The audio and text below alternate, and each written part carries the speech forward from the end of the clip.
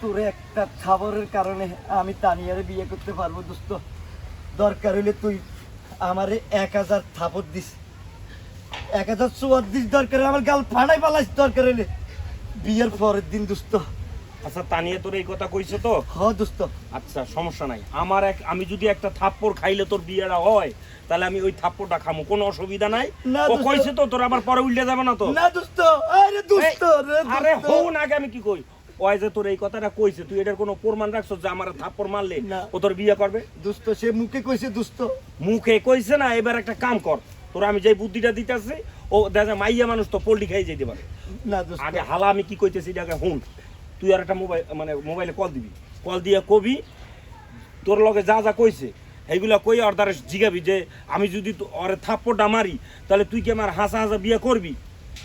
যদি কয় হয় তাহলে মনে কর তোর মোবাইলে রেকর্ড হয়ে যাবে, ঠিক আছে? পরে ও আর কথা উল্টাইতে পারবে না। নাইলে কিন্তু তুই আমার থাপ্পড়ও মারলি, হালা আমি থাপ্পড়ও খাইলাম, মাইয়ে উল্টে গেল, বন্ধু বন্ধু কিন্তু শত্রু হয়ে গেলাম, বুঝছস?